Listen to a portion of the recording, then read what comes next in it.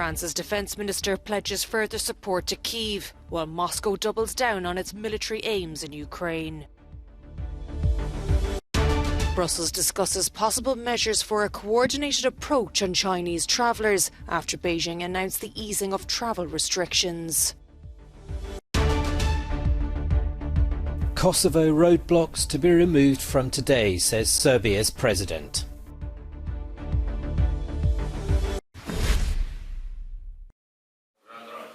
Paris has pledged a €200 million fund and military equipment to Ukraine, including anti-missile systems. The announcement follows French Defence Minister Sébastien Lecornu's audience with Ukraine's President Volodymyr Zelensky in Kyiv. Zelensky later expressed his gratitude in his nightly address. I met with the French Defence Minister who arrived in Ukraine, he said. We discussed cooperation over the year, the reconstruction of our country and another step in strengthening our air defence. Thank you, France. Paris has already supplied Kyiv with advanced weaponry and is training 2,000 Ukrainian soldiers on French soil. On Wednesday, defending troops showed members of the press one of their French howitzer cannons in action. I like it very much because of its agility, this commander says, and the speed of shooting. We could easily change our positions with this vehicle to work on our targets. Meanwhile, in a TV interview, Russia's Foreign Minister Sergei Lavrov reiterated Moscow's conditions and said its, quote, perseverance will help it achieve its goals in Ukraine. We never reject proposals to reach diplomatic agreements, said Lavrov. The conditions under which we are ready to start discussing these agreements are well known. One non-negotiable condition is that the 4 eastern annexed Ukrainian territories belong to Russia. While Moscow continues to train some of its personnel in Belarus, authorities in Ukraine say anti-missile systems are tackling a fresh wave of missile strikes across the capital, Zhytomyr and Odessa. The sound of sirens rang out across Ukraine on Thursday morning as several cities came under a fresh wave of Russian missile attacks. Authorities across the country say their air defence systems have been activated and are targeting more than 120 incoming rockets. Ukrainian authorities in several regions said some incoming Russian missiles were intercepted. 5 missiles were shot down over the Black Sea, while another 2 were downed over the Sumy region. Thursday's attacks are the latest in an ongoing series of calculated Russian strikes on critical infrastructure. Power has been switched off in several cities to minimise damage to the country's energy grid. Serbia's president has announced that Serbs from Kosovo will begin to remove barricades and roadblocks near some border crossings between the two countries today. The leaders of Serbia and Kosovo agreed on a compromise to defuse a tense 19-day standoff a day after Serbia put its troops there on alert. This is not a simple process and can't be done in 2 hours, as some imagined. But within 24 to 48 hours, the barricades will be removed. But distrust is not removed. Those who are playing with the very existence of Serbs in Kosovo must know that we didn't allow it now, and we will not allow it in the future. Months of tensions over a Kosovo government ban on Serbia-issued licence plates was exacerbated with the arrest of a former Kosovo Serb policeman on December the 10th. His lawyer said on Wednesday he'd been released and was under house arrest. This morning, security patrols were out on the streets as the new decision was implemented. Pope Francis says his predecessor at the Vatican, Benedict XVI, is very ill and has asked the faithful to pray for him. Francis made the announcement at the end of an hour-long audience at the Vatican, but didn't elaborate on Benedict's condition. I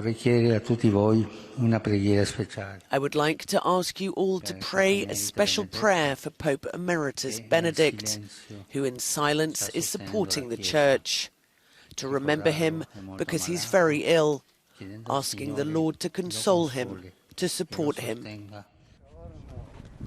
The 95-year-old former pontiff retired in 2013, the first pope to resign in 600 years. He lives in a convent on Vatican grounds and has become increasingly frail in recent years. A Vatican spokesperson had no further details.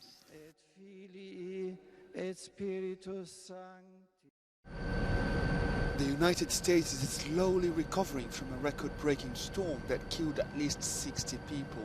But heavy snowfall, bitterly cold winds and freezing temperatures continue to wreak havoc, even in areas used to harsh winters. Some people died because they had no heat in their homes in the polar cold. In Buffalo, New York, one of the most affected areas, residents continue to dig themselves out. The roads across the region are still being cleared of snow and hundreds of abandoned vehicles. Buffalo's remaining driving ban is expected to be lifted on Thursday. We've cleared about 70% of streets in the city of Buffalo after this historic storm. Today, our snow fleet, along with other crews, continue their work to clear the roads in the city. Another kind of crisis was playing out around the country as Southwest Airlines was forced to cancel thousands more flights in an attempt to recover from a logistics breakdown. The carrier had to cancel more than 2,500 flights on Wednesday alone, according to tracking website FlightAware. The European Commission has called for a meeting to discuss possible measures for a coordinated approach on Chinese travellers after Beijing announced the easing of travel restrictions. China loosened its strict zero-tolerance measures earlier this month and has now given residents the green light to travel abroad. It will also scrap quarantine requirements for international arrivals from January 8th. However, Brussels has expressed concern about China's lack of transparency surrounding the recent surge in cases. The US, India and Japan have already introduced compulsory testing for all incoming travellers from China amid concerns of new variants. Back on the European bloc, Italy says it will begin to test all arrivals from China and has urged neighbouring EU members to do the same.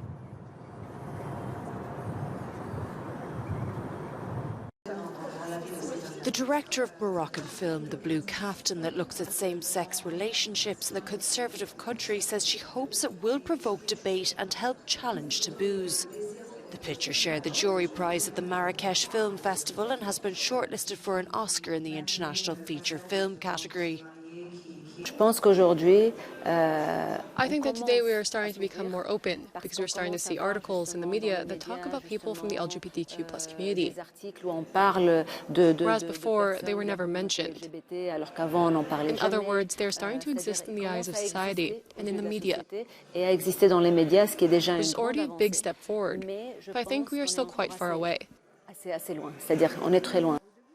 In Morocco, consensual same-sex relations are punishable by up to 3 years in prison. Laws in other parts of the Middle East and North Africa can be even stricter.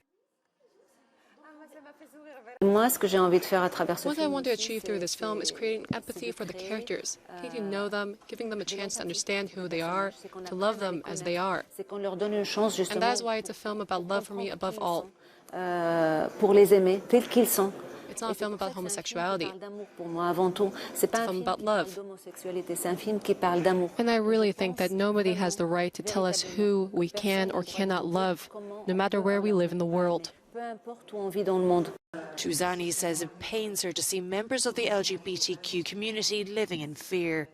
The Blue Kaftan was also featured in the Uncertain Regards section at the Cannes Film Festival this year. The nominees for the 95th Academy Awards will be announced on January 24th. Tulips are blooming early in the village of Ialoveni in Moldova. For more than 3 years, an entrepreneur has brought bulbs from Holland and grown them with a technique that allows them to bloom much earlier, to the delight of everyone's eyes this holiday season. 15 degrees Celsius is the perfect temperature for the flowers, but now a lot of upkeep is needed to keep them fresh for as long as possible. At greenhouses in Bardar, the tulips opened their petals a week earlier than last year.